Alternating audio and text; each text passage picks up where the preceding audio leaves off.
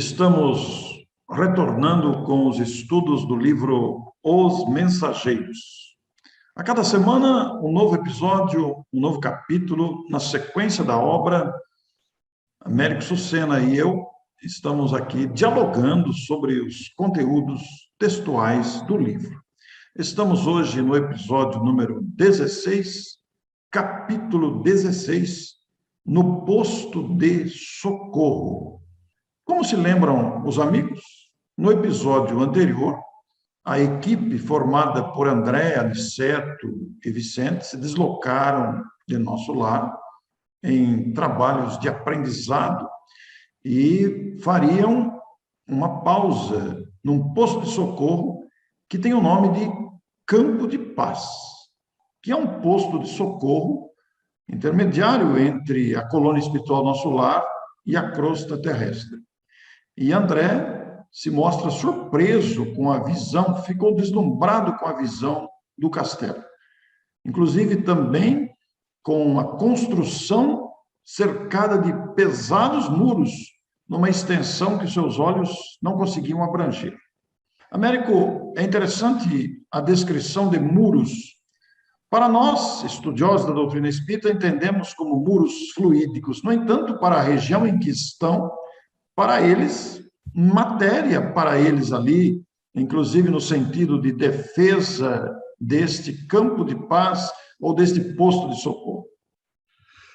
É interessante, porque Nosso Lar foi construído provavelmente antes de Campo de Paz. Então, Nosso Lar teria sido ali na região do Rio de Janeiro a primeira construção dos portugueses que vieram para o Brasil depois da descoberta e que desencarnaram em terra brasileira.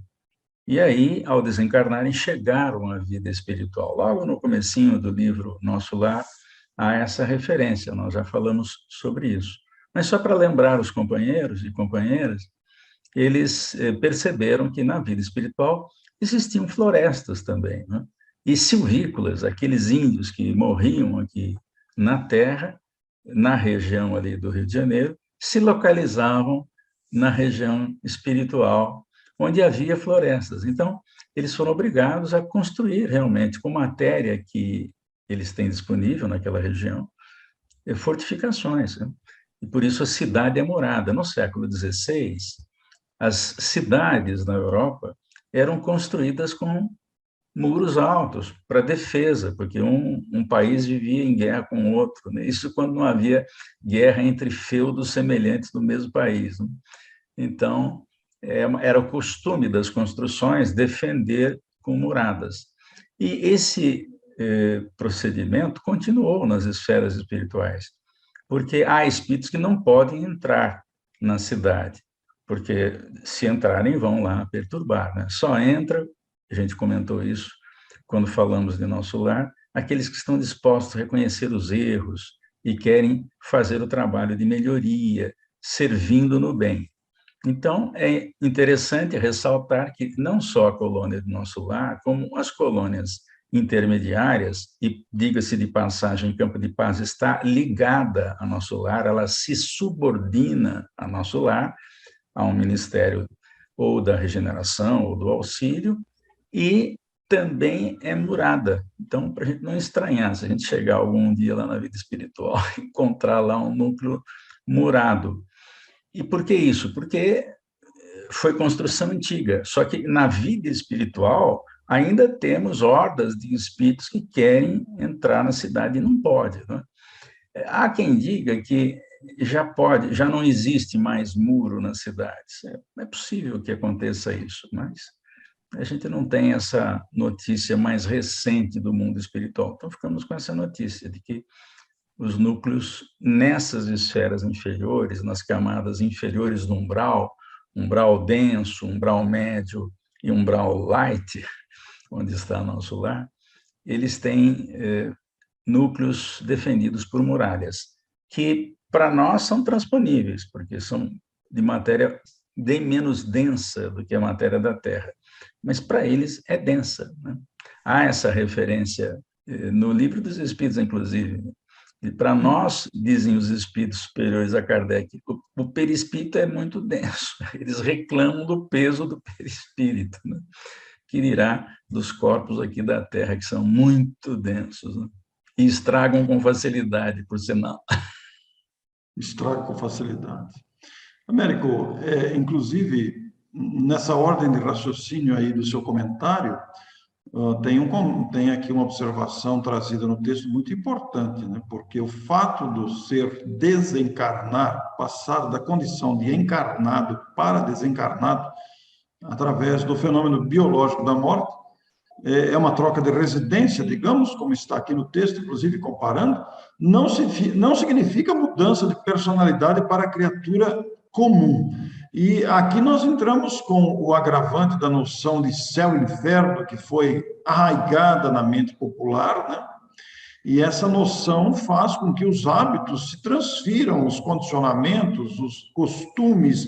Daí esta noção que muitas vezes é levada junto e utilizada também no gosto da mentalidade dos espíritos nessa condição que estão juntos. Então, são detalhes interessantes para pensar nisso, porque traduzem a realidade do mundo espiritual condizente com o estágio dos espíritos que habitam determinadas regiões. Então, nós estamos aí numa região inferior, né, e que agrega homens desencarnados, que trazem naturalmente os seus gostos, os seus costumes. E nós vamos ver aqui que esse campo de paz tem lá, você vai mostrar uma imagem do portão aberto de campo de paz, para que os nossos telespectadores, utilizando-se da imaginação do desenhista, conforme a descrição do livro, tenhamos essa ideia desenhada. Diz que o Aniceto chegou próximo à morada e tocou lá numa campainha escondida. Ele sabia, porque ele faz esse trajeto com outras equipes. Aqui está só com o André e com o Vicente, mas a equipe dele, nós lembramos, normalmente tem 50 vagas, ele administra 50 trabalhadores. Na época que André Luiz, no começo do livro, foi apresentado a ele tinha 3 vagas, e André passou a ocupar uma das vagas. E nós mostramos até uma relação de tarefeiros e as suas especialidades que tiveram aqui na Terra. Então, tinha médicos, tinha inclusive pessoas, trabalhadores braçais comuns e até servidoras do lar na equipe de Aniceto. Ninguém fica sem serviço no mundo espiritual. Mas é interessante que o André comenta que a evolução do Aniceto permitiria-o atravessar a muralha sem maior dificuldade, ou simplesmente volitar por cima e já descer dentro do cercadinho. Mas não, para não constranger nem o Vicente nem o André, ele apertou o botão da campainha e 2 servidores vieram atendê-los à porta, né? É bonita essa descrição aí, né? Porque quando a gente fala em muro de defesa, você até se referiu a isso, outros espíritos em condição inferior não conseguiriam atravessar. Não conseguiriam, o local está protegido para evitar-se realmente o desequilíbrio interno nas atividades do posto de socorro, que atende também espíritos em necessidade, mas não com tentativas agressivas, digamos. E Aniceto entrou fazendo-se saudado ali por 2 servidores. Salve, mensageiros do bem. Que bonito ver essa expressão aí. É muito interessante, porque eles adentram uma região que é intermediária entre o castelo e a murada. Nós não fizemos, ou não pedimos para o desenhista fazer isso. Então, no desenho que viram, o castelo está muito próximo da murada, né? Mas, na realidade, eles percorrem pomares e jardins, segundo a descrição do André, maravilhosos que se perdiam de vista. E aí a sombra não era tão intensa, ou seja, aquela perturbação que tem do lado de fora não atinge a cidade. Olha que coisa interessante. Por quê? Porque a vibração ali é positiva. O trabalho no bem é homenageado pelo Criador com essas facilidades, né? Então, eles atravessam esse longo trecho até chegarem à construção, que ele chama lá de castelo, que realmente tem uma estrutura semelhante aos castelos que nós costumamos ver no século XV, no século XVI, no século XVII, né? Muito bem. E, sem dúvida nenhuma, André aqui relata, né, esse comentário que você fez sobre os pomares e a movimentação de pessoas ali dentro, um local bonito. Inclusive, ele se sentiu diferente com um novo ambiente iluminado agora, né? É uma paz que atingia a eles, os visitantes novatos ali. E aí entra uma frase muito bonita que está no texto, Américo. Você vai mostrar para a gente aí. Vou pedir, inclusive, para que você leia a frase, porque ela é muito importante nesse contexto aqui, nesse ponto do capítulo. Então, Aniceto faz uma referência muito interessante que nós temos equivalente aqui na Terra. Ele diz que a natureza é mãe amorosa. É uma metáfora dizer, porque a natureza que nós temos na Terra foi concebida pelos co-criadores, sob comando de Jesus, à época da criação. Então, essa natureza que era nativa, ela foi preservada, inclusive alguma coisa tem ainda na Terra e alguma coisa também tem na vida espiritual, que é do tempo da cocriação. Até nós mostramos uma frase do Galileu Galilei, que está na Gênese de Kardec, no livro A Gênese, os milagres e as predições segundo o Espiritismo, que o Galileu fala assim, olha, nós não falamos nada ainda da vida espiritual, mas a vida espiritual também é uma criação. O mundo espiritual é uma criação. Por quê? Porque envolve matéria, e matéria precisa tomar forma, e precisa ter natureza também, porque nós precisamos dessa mudança lenta de coisa muito densa para coisa menos densa. Então, nós temos que ter ainda moradia, nós temos que ter o reino vegetal, a presença do reino animal. Então, a frase, repetindo, é a seguinte: a natureza é mãe amorosa em toda parte, mas cada lugar mostra a influenciação dos filhos de Deus que o habitam. Ou seja, quando ele entra naquele jardim maravilhoso, e as luzes que estavam ali, a gente não faz ideia de como era, mas certamente são luzes artificiais, né? Além da iluminação solar. Criava um ambiente diferente. Por quê? Porque a natureza ela retrata a influência dos filhos de Deus que moram nela. Então, o homem é responsável ou não por cuidar do entorno onde está na natureza.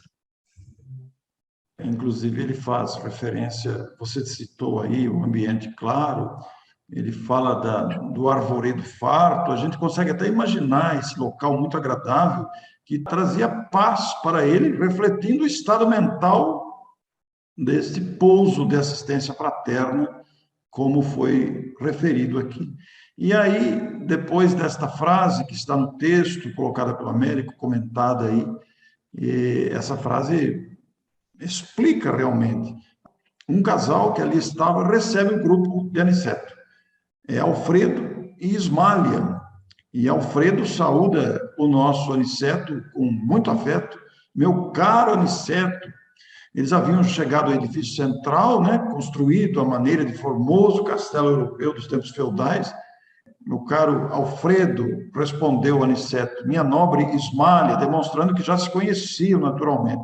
Aquelas saudações afetuosas, naturais, de pessoas que sentem prazer em se reencontrarem, aquele ambiente de fraternidade espontânea, os abraços, os cumprimentos, e para quem também foram apresentados os novos visitantes André e Vicente.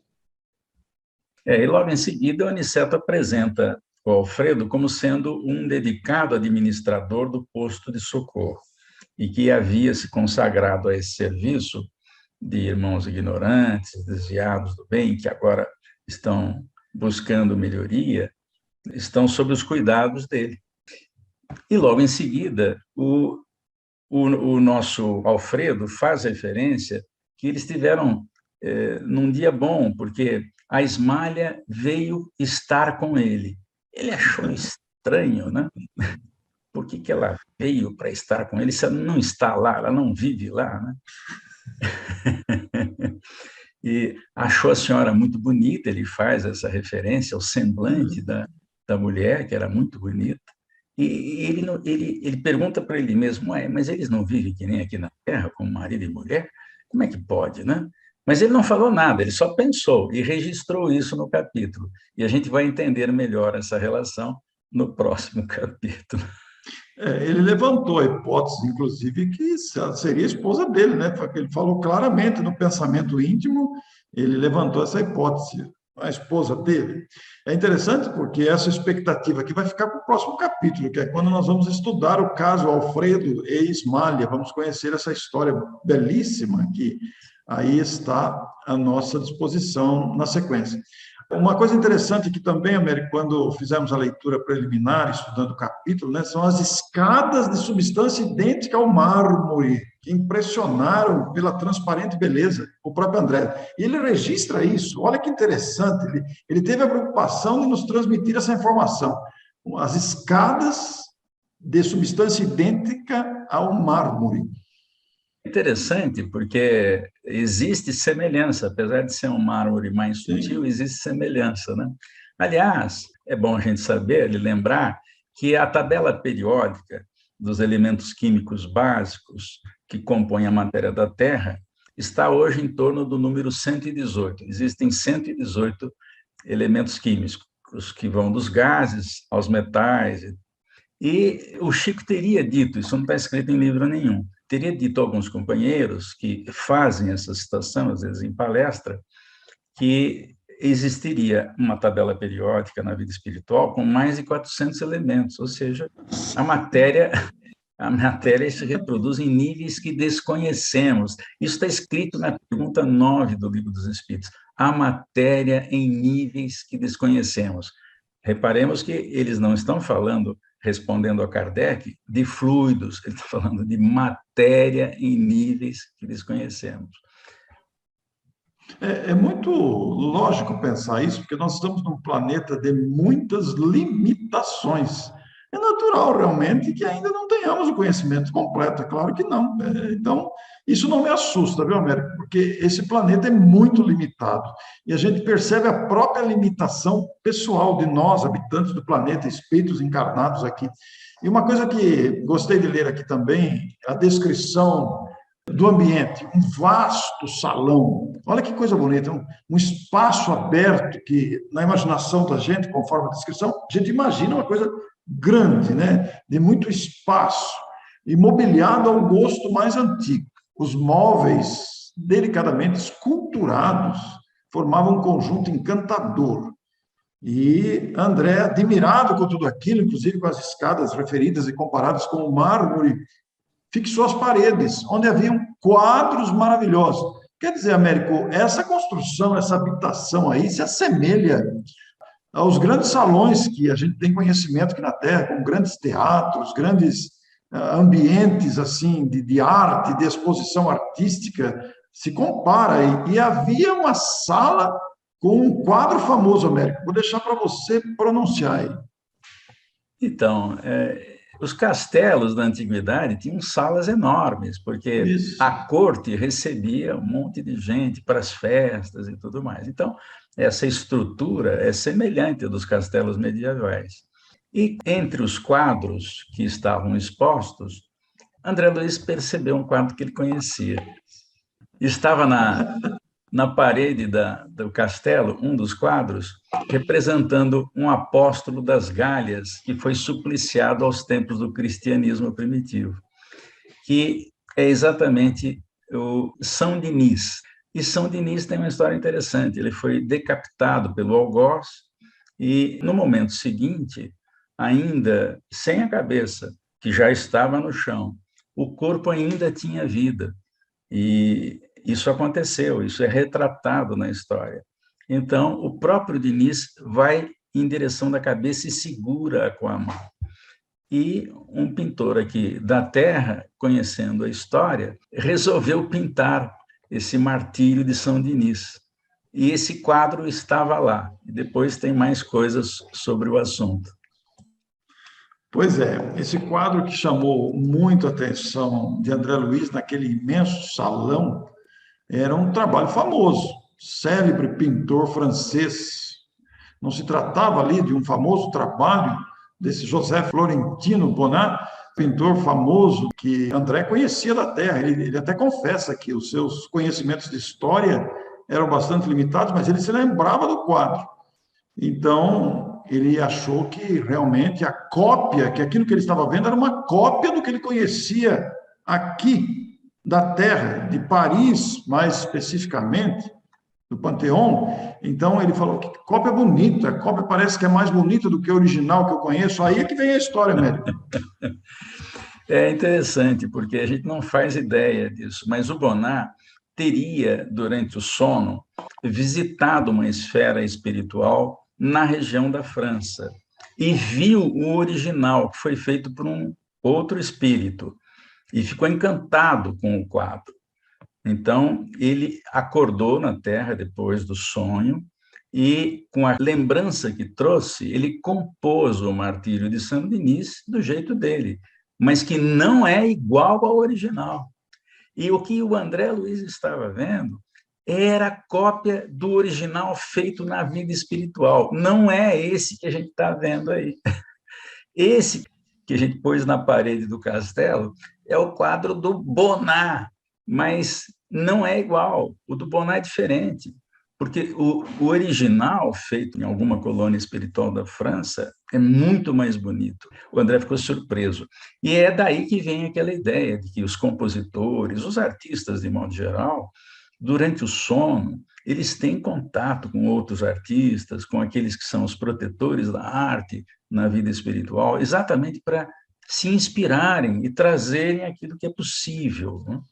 Então, há até essa referência na obra de Kardec. Por exemplo, um compositor de música, né, quem vai compor e está na vida espiritual, assiste um espetáculo, por exemplo, e ele guarda, não a peça inteira, ele capta alguns pedaços. Então, ele vem, acorda, reproduz, e ele completa com a genialidade que ele tem, porque ele já está acostumado a fazer isso, mas nunca é exatamente igual ao original. Então, essa é uma característica muito importante das artes. Aliás, isso vale também para a ciência, né? Às vezes os cientistas saem fora do corpo, vão à vida espiritual, entram em contato com cientistas que sabem como é que resolve o problema, eles recebem orientações e depois acordam aqui. E se estiverem atentos, se realmente assimilarem as lições, eles desenvolvem trabalhos científicos também inspirados pelos espíritos. É muito interessante esse mecanismo.